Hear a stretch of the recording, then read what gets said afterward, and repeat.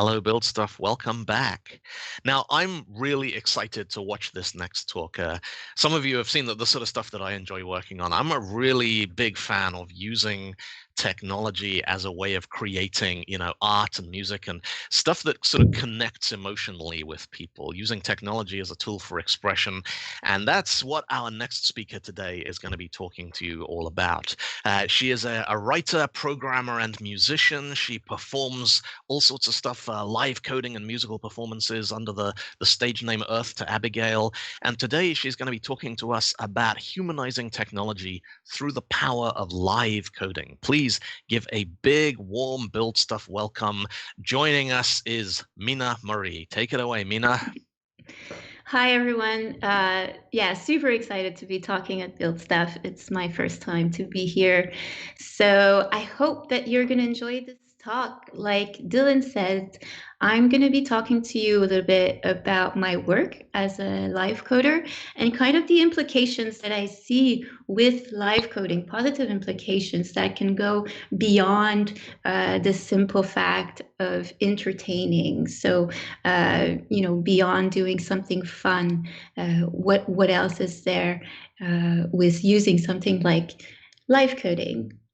So yeah, let's jump right in. Oh, so before I jump right in, I just want to say it's not going to be a technical talk. If anything, it's going to be more of an inspirational talk. So I hope that you get some inspiration by the end of it. And so let's go. Let's jump right in. So, we are prisoners in a fantasy world built of incompatible pieces and broken dreams. And this is called technology. So, nobody questions it.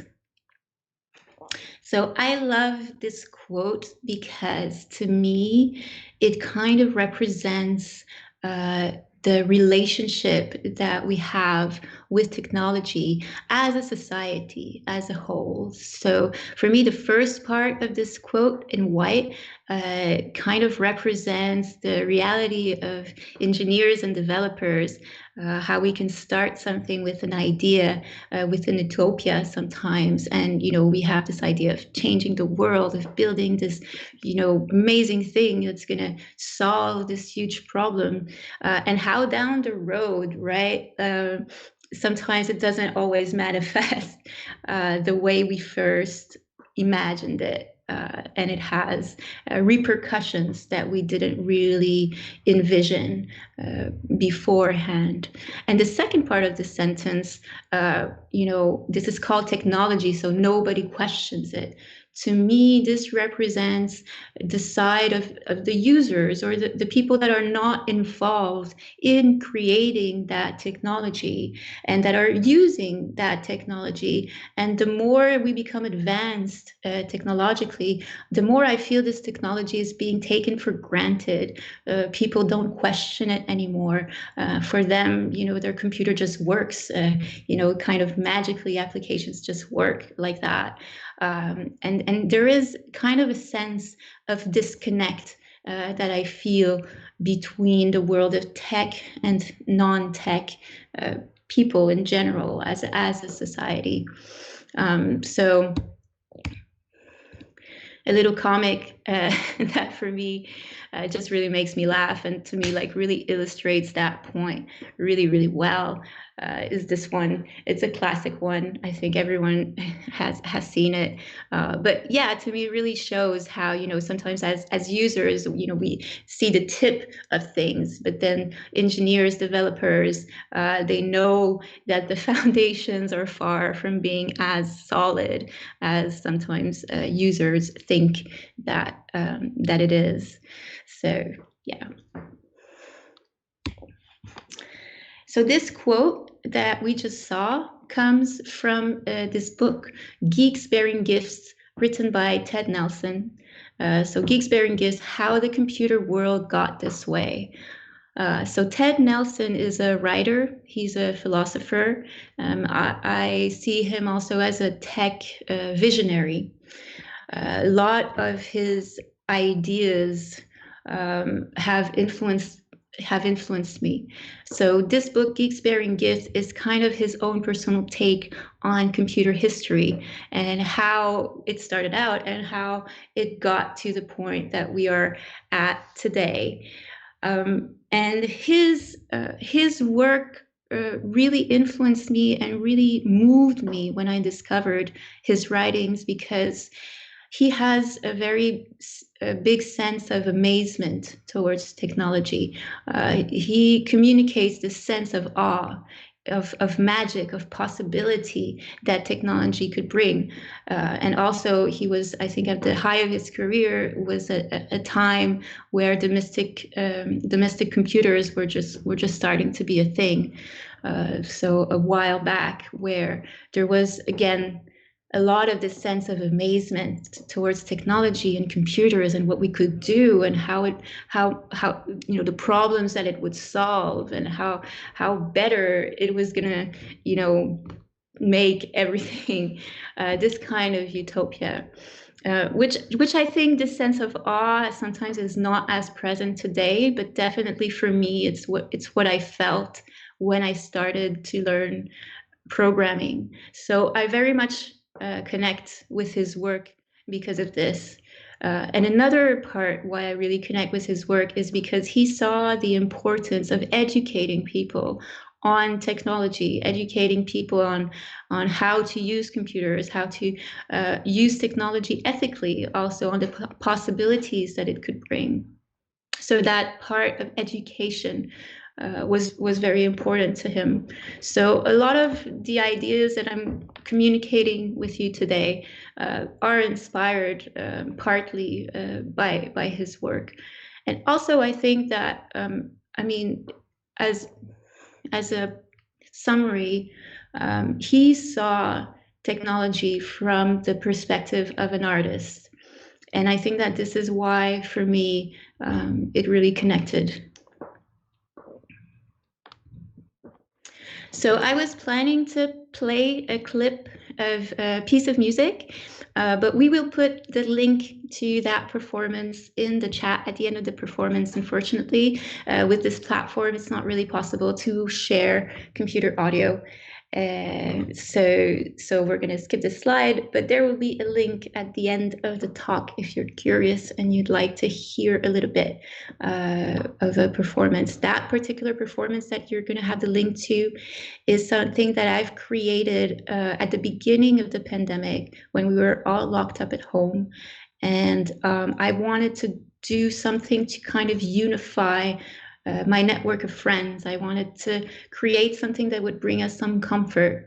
So I asked to my close network of friends, I asked people to record messages of hope, strength, or positivity, to just record on their phone and send me the audio file.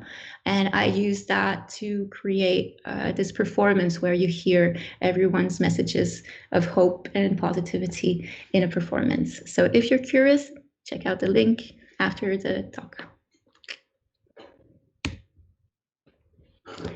So my story in short: who am I and why am I here talking about this? So my first career was in music. I've pretty much played music all my life. I studied at school all the way up to university. I studied classical piano. I almost finished my bachelor. At some point, I decided that school was not really for me. I had dreams of traveling, so I bought myself an accordion, and at the age of 22, I left my hometown of Montreal, and I started to travel. And pretty much since that time, it's been 17 or 18 years now, I've been pretty much always moving on the road. So I think that the longest time I spent in one country, living in one country in a row, was between 2 to 3 years. So in that period of time of 17 years, I think I've lived in around 10 different countries. So that was my first career, being pretty much a traveling musician, working everywhere with my accordion. And later on in life, at the age of 35, this is when I discovered programming. So I got a little bit tired of working all the time for playing the music of other people. I wanted to start making my own music and I wanted to start pushing that forward. But because I was moving so much, it was hard for me to put a band together. It was hard for me to play with musicians, and also, when you play with musicians, you have to pay for rehearsals. You have to, of course, because I mean it's their work. So I didn't necessarily have that kind of budget. So I wanted to see if there was a way for me to replace kind of playing with human beings with machines. And that's what got me into being interested in technology. Before that, I didn't really have any affinity with computers or tech in general. So that time, I bought my first loop station. So I bought a looper, and I remember the first time that I sat down to jam with my looper, I fell in love with it. I fell in love with the capabilities that this machine was giving me. But there was this moment of amazement where I looked at the machine and I was like, who created this? Who are the amazing people that have the knowledge to create something like this that I can then use and express myself with? Like, for me, that was absolutely, mind blowing. It blew me away. And then it kind of evolved into, looking at my loop station to looking to my computer and being like, how do you work, And that's basically what got me into programming. From then on, I enrolled in programming classes. I was self-taught. So for about a year and a half to 2 years, I was self-taught until I decided to go and do a coding boot camp. So I did a full stack web development coding boot camp called Founders and Coders, in case maybe some of you have heard of it. So I did Founders and Coders in Nazareth, in Israel. So they had a branch at the time happening in Nazareth. And I studied there. And for a while, I thought that was it. I thought, I'm changing careers. I'm going to become a programmer. Like, this is awesome. I'm going to keep music as a hobby. Uh, I can enjoy playing music on my own terms. I don't need to depend on music for money anymore. It sounded like a great idea. And at some point in the process, I realized that corporate life wasn't exactly for me. I had a hard time making that transition, going from, having a lot of freedom of moving around to kind of being tied down to one place and one job. I found it very, very difficult for me. But through the coding bootcamp, I started to be involved in education. So I started to work as a contractor. I started to work as a programming mentor. So I started to teach the program that I myself had learned. And then I moved on to help in the management of the course as well, work as a course facilitator.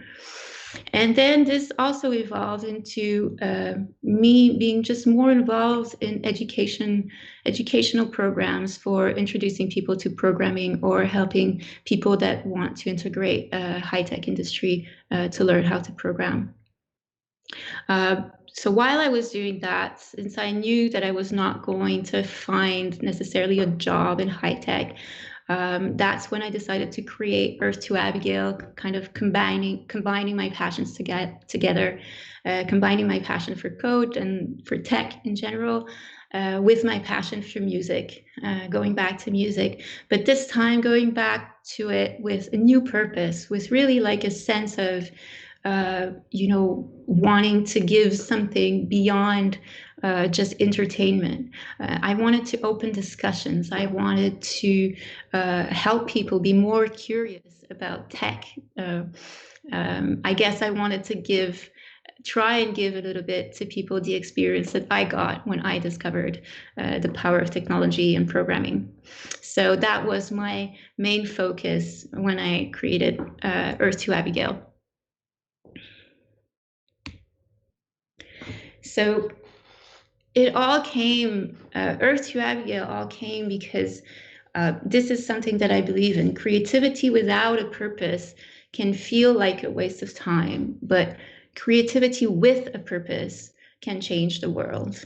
And I really believe that. And when I talk about creativity here, I talk about creative expression. So I'm not talking about, you know, building something useful and using creativity. I'm talking about creativity for creativity's sake, for the sake of expressing something. And I think that there is a little bit of a stigma around it, where we think that if we're doing, you know, something creative, we're doing it for fun, you know. But actually, creative expression can have a sense of purpose. It can be used to communicate important stuff. It can be used to open up conversations. It can, you know, plant the seeds for changing things, having an impact in the world in its own way. That's pretty much why I do what I do. So all this thinking about creativity got me researching and got me, you know, thinking about the impacts of how do we bridge this gap between creative perspectives and the scientific perspective. Very early on, I felt that there was miscommunications happening sometimes between the two. So I remember like a specific case where it was a couple of years ago, and I was pretty much at the beginning of my journey of learning. And I remember watching this TED Talk called Hacking Comedy, which is brilliant, which is a comedian. I think his name was Baratunde Thurston. I hope I'm pronouncing this right.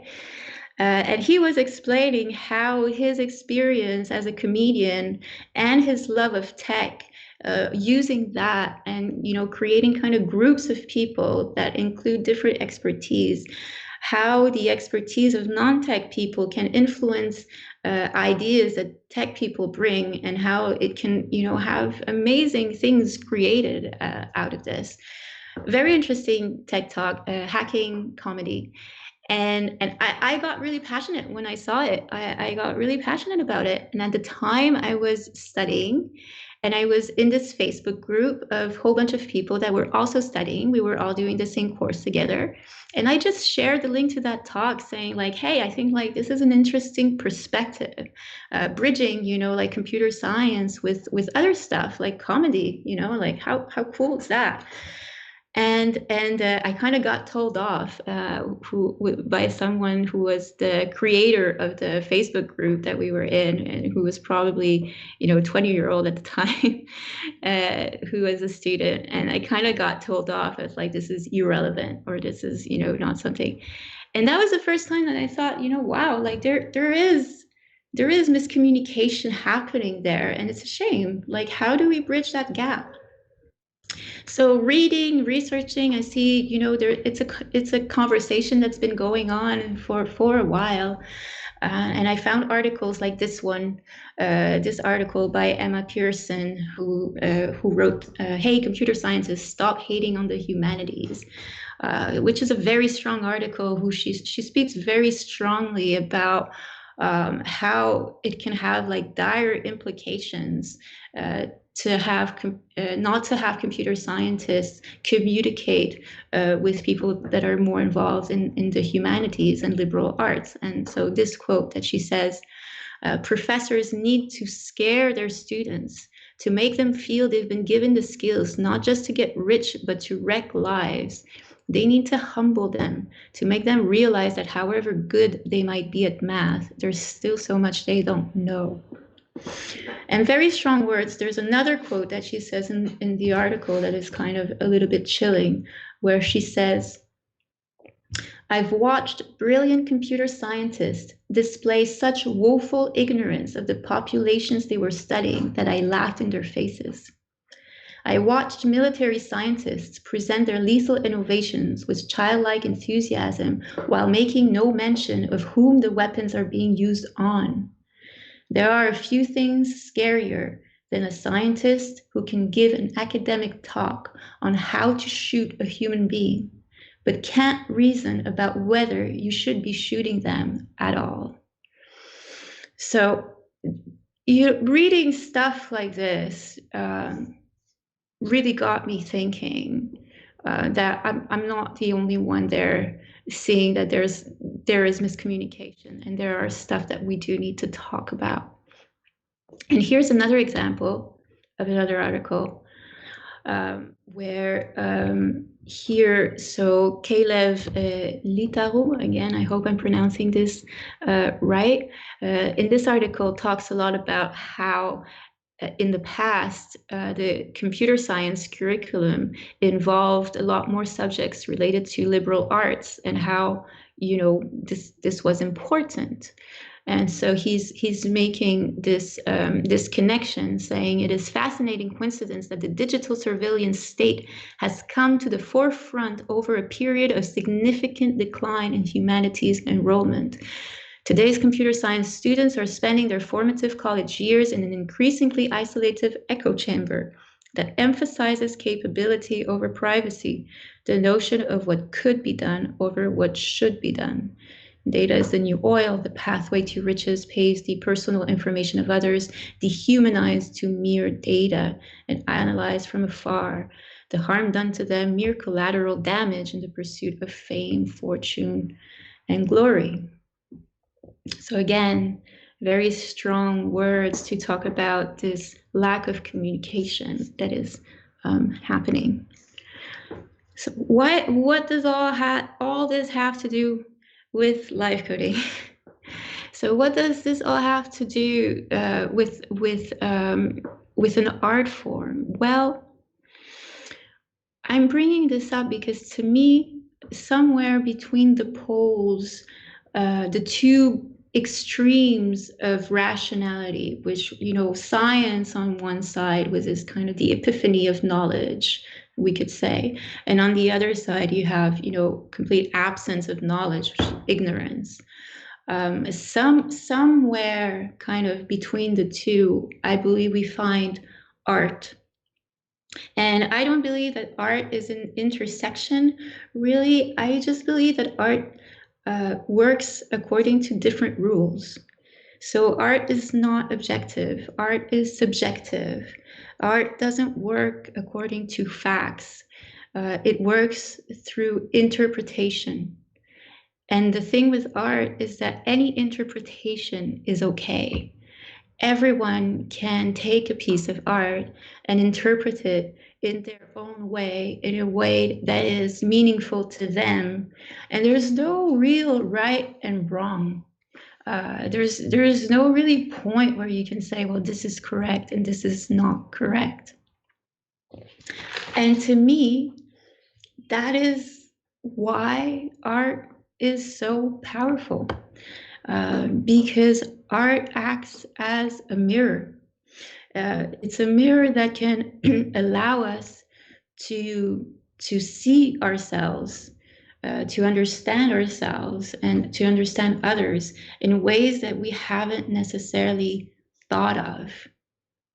So because art has this power, when we're talking about conversations that need to happen between tech and non-tech people, for example, something like live coding that takes something from the technology side that is very rational, a computer language that is based on science, and takes that and brings it to a level of expressiveness, to express something, So I believe it can be a fantastic vehicle to open up conversation. It can act as a bridge.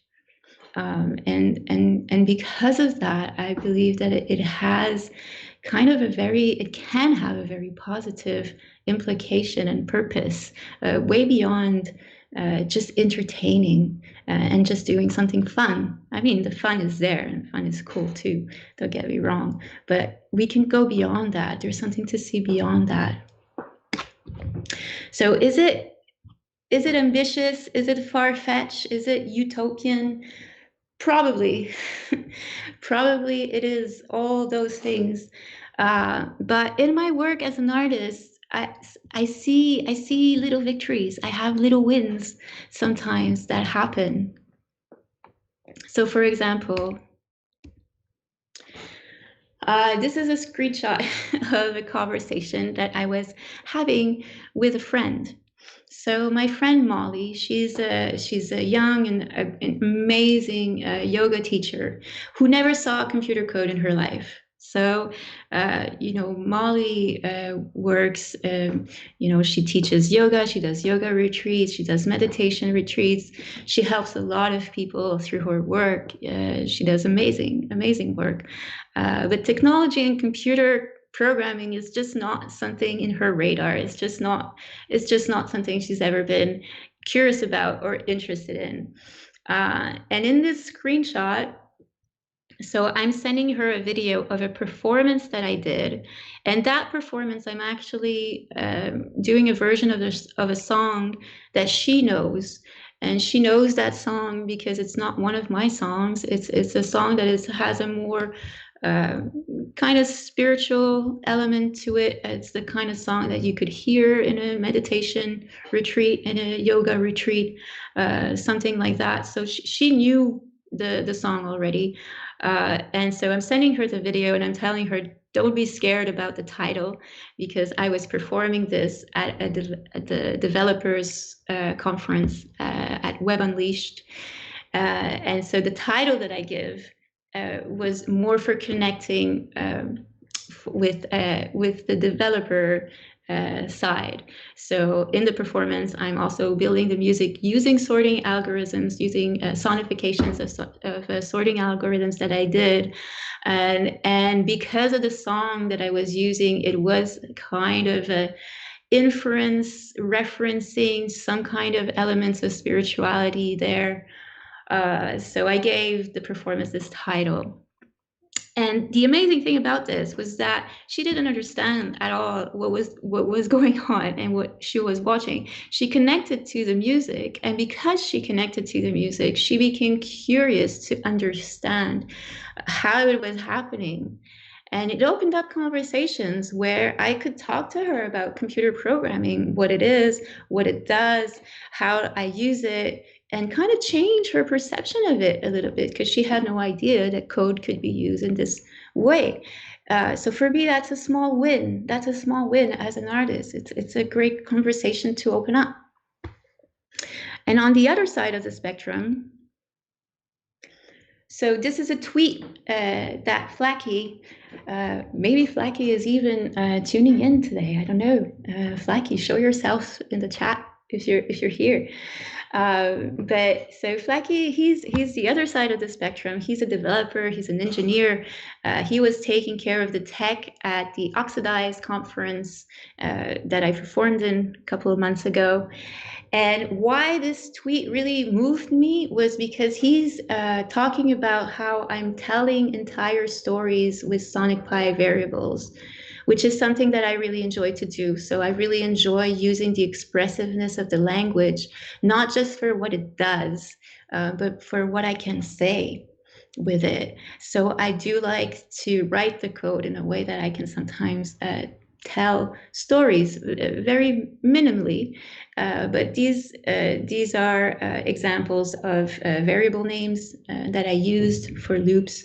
And each of these, so in the forest, sitting by the fire, heartbeat of the earth. So each of these variable names were associated to a block of code that were making music that were relevant to that name. So there was another layer there. And and it really moved me that, you know, as an engineer, as a tech guy, you know, he chose to mention the thing that was outside the realm of usefulness. You know, what got to him was that abstract layer of using the language. Uh, and that also for me was a small win. You know, it was kind of going outside of what we normally perceive in code, as code being useful, and seeing just the pure expressiveness of it. So for me, you know, with live coding, code becomes subjective and it becomes relatable to those who don't understand it, and it can add a layer of abstractions for those who do. So that's kind of what I mean. Is with live coding, you can bring code outside of the dimension of doing something that is useful. You can take code as a means of expression, not just in the result of it, but in the way of writing it as well. And because of that, so you can find a point where you can connect even with people who don't understand the code, because you can go in that layer where they can connect to, which is more that abstract creative side of things. And for the people who do understand the code, then you can add another layer of creativity and abstraction to this, you know, that make it a little bit more interesting, that go beyond, you know, writing code to be useful, like we most of the time normally would do.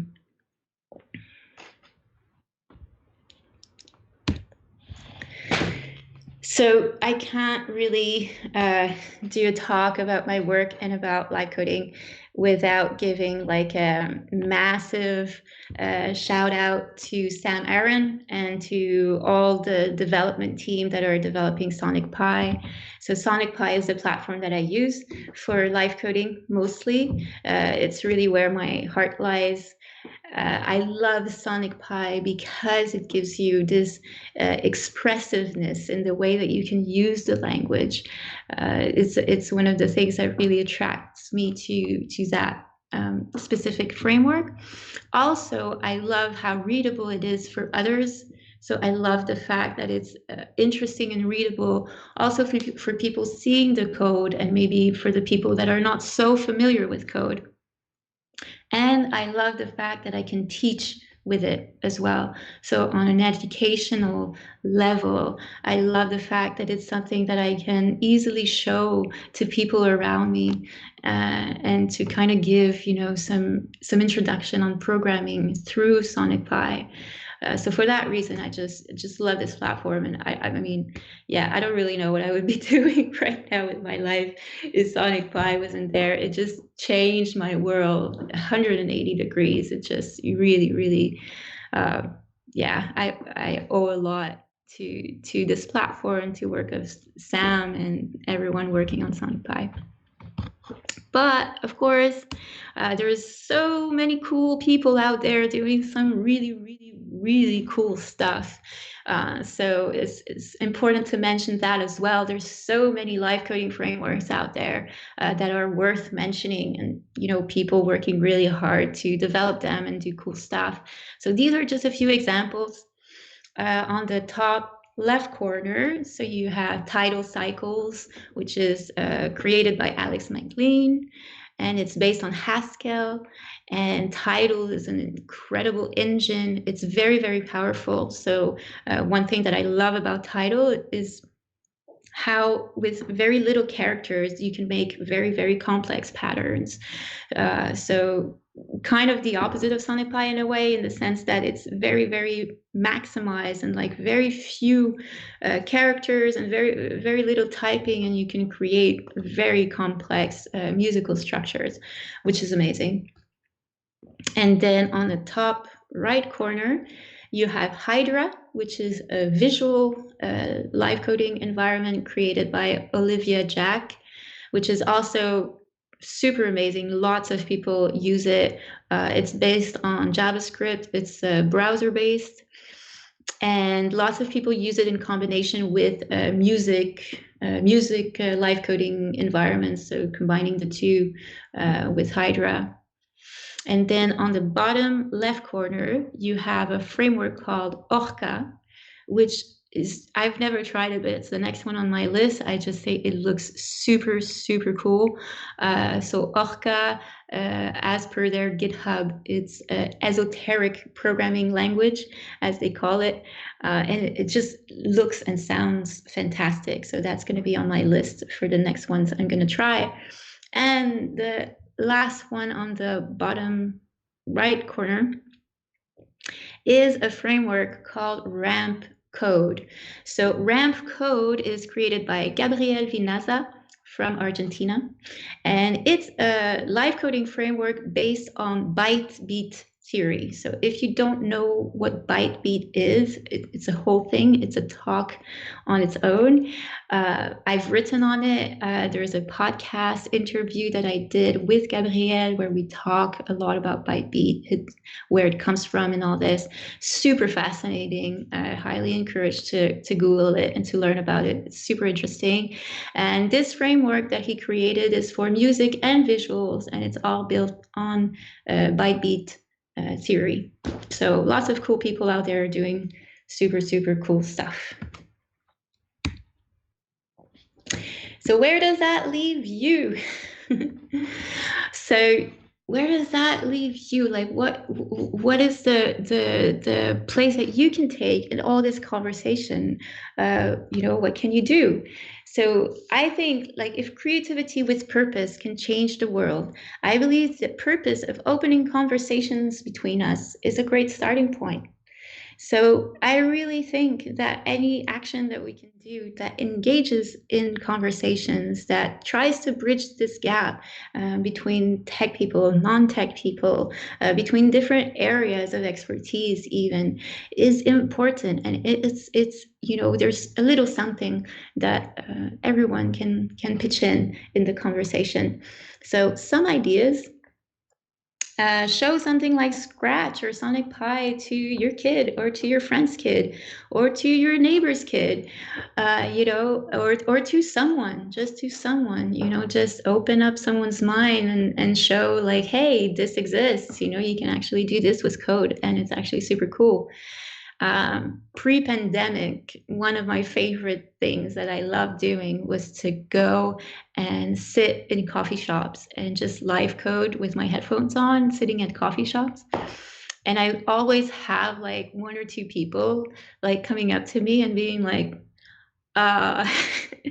it seems like you're doing coding, but at the same time, it seems like there's music, and what is this thing about? And it's a super cool way to open up conversations and to just, have people talk and have people discover another side of technology.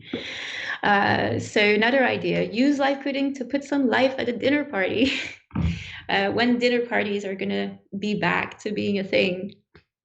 But that's something that's cool also. Like, if you feel like learning a little bit of live coding, why just play to yourself in a room, like take what you've learned, bring it to a party, and instead of playing a playlist, just get your computer out and code some beats for people to enjoy. It could be fun.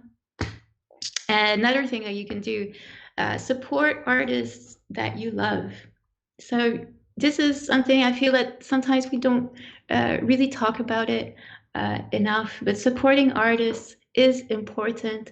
Artists are there to take your voice and your ideas and your dreams and take that and project them out to the world.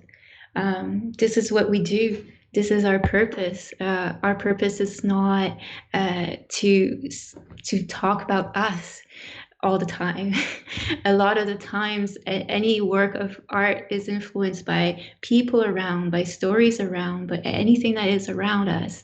So when we create, we really take you with us. So supporting an artist that you love is also supporting, putting your trust in someone to carry your voice and carry your ideas and carry your reflections on stuff to the world. And that's why it's important also. And support doesn't always mean it's not necessarily about money, right? So yeah, money is great, don't get me wrong, but support just means, talk about an artist you love, share something on social media, open up conversations again, like make your voice heard for the people out there that are doing their best to put a positive message forward through art.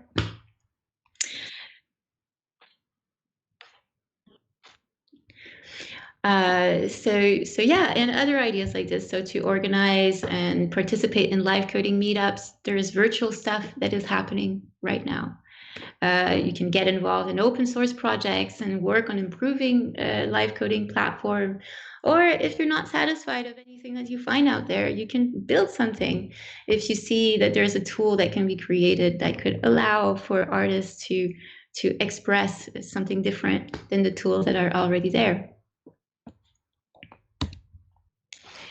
So these are next steps for you. My next steps for me in that work. So there's a few things. The most important thing, the thing that I'm mostly really super motivated and excited about right now is we are building, me and my business partner are building a program to introduce programming and to teach programming through the use of creativity to cultural minorities. So in the hopes that these minorities will have the chance to integrate the job market. So right now we are going to start a program with a group of women. I cannot give too much details on this to respect the integrity and the privacy of these women. But basically we are going to teach to women that have a cultural situation that is kind of very strict, in the hopes that through creativity we can introduce them through programming. You deal with these kind of minorities, there's also a lot of other issues that we need to deal with. So self-esteem and self-confidence and all this are big issues. So through the use of creativity, we hope that we can create a door. And besides that, there's new podcasts called honeypot.io if you're interested to discover new life coders. I'm all the time writing, so writing articles. There's a book coming up. Streaming on Twitch. If you want to find me, that's where I give a little bit like more information also. So if you have questions about live coding or things like this, you can find me there.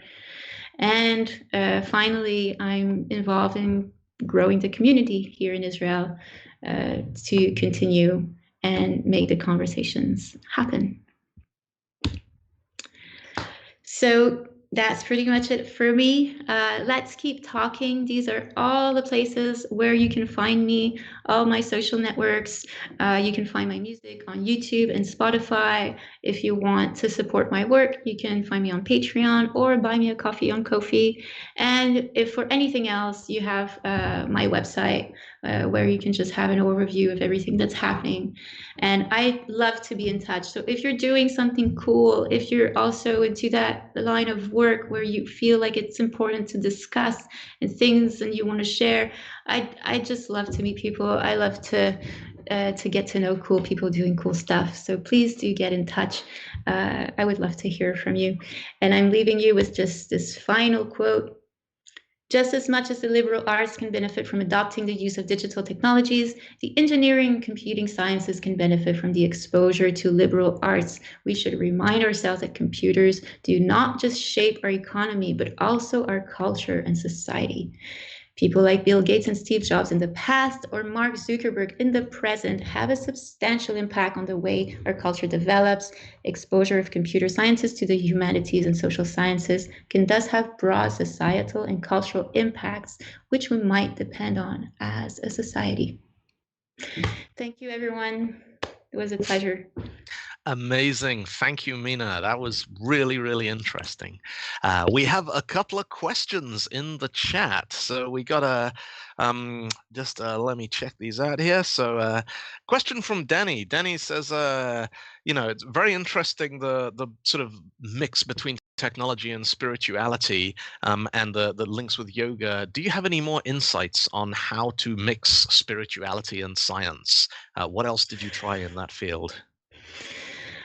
Wow, that is pretty much like the backbone of my exploration of my work. But mostly I feel that it's all about challenging preconceptions. So it's about like pushing boundaries.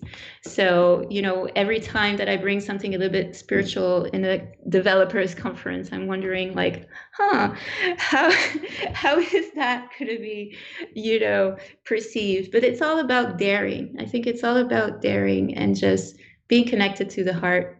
For me, it's about that, bringing that. Fantastic, thank you. A question, Håkon says, do you have any links to tutorials to start out with live coding?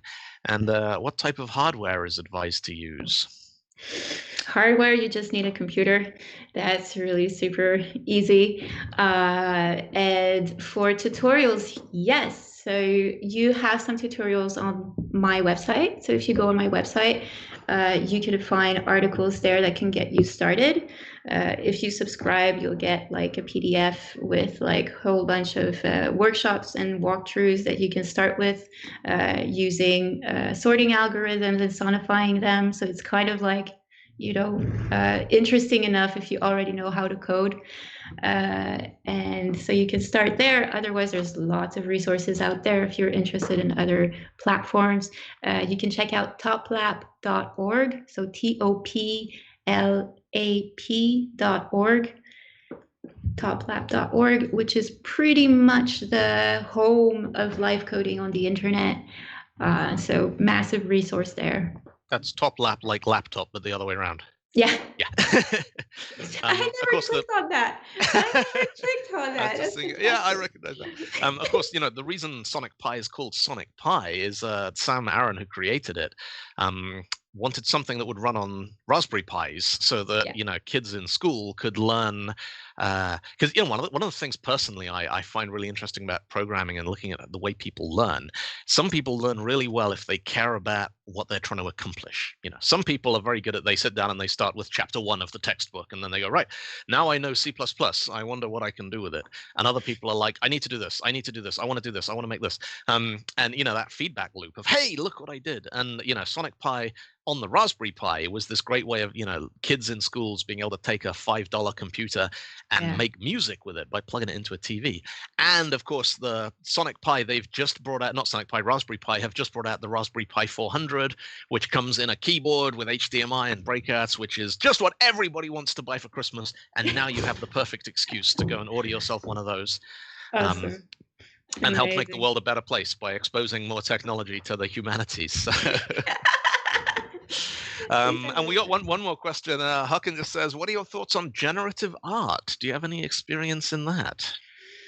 Whew, generative art. I mean, I think it's amazing. I don't have like really direct experience with that, with like generative algorithms and things like this. It's definitely something I'd like to get more into, to develop music using algorithms that work outside of loops, that just like, build up and just kind of modify themselves. And, but yeah, I am not there yet. I hope to be there at some point, but I love it. Yeah. It is a really interesting question. You take there's something else that I've been doing some thinking about during the whole lockdown and done a couple of talks about. If you have an algorithm that can generate an infinite amount of music, and you kind of go through it and you just choose the piece that speaks to you and you then publish that, who's the composer? Is that exactly? And it's a very interesting question from a kind of ethical and creative perspective, and also it starts highlighting some of the ways in which copyright law is very kind of antiquated. There's when I you go see mean, a movie, and sorry, go on. yeah, no, it's interesting because yeah, I mean, I haven't talked about that, but it's also that conception that in live coding, like your computer becomes almost like a musician that Mm, you're playing with. It's not so much like the instrument itself. It's like you get feedback from the machine that you don't necessarily expect. So you kind of give it a process, and then you kind of get inspired, and you kind of get feedback on how the computer will interpret this process, yeah, which is kind of like playing with another person, but someone that speaks a very different language, like not yeah. a human language, but yeah. And I often, creativity, I think of two different like painters will imagine a landscape in their head, and then they have the facility to put that onto paper or onto pixels. But then you get landscape photographers who will spend weeks looking for the right angle on the right landscape with the right light and everything, and they can end up with something which is very, very similar in terms of what it says to you when you look at it as a viewer. But obviously the process is very different, and I sometimes think that generative and algorithmic art and music, we're more like landscape photographers. We're looking through this digital realm for just the right moment, or capturing just the right angle on something. It's true. Um, but it's fun and it's interesting, and Definitely.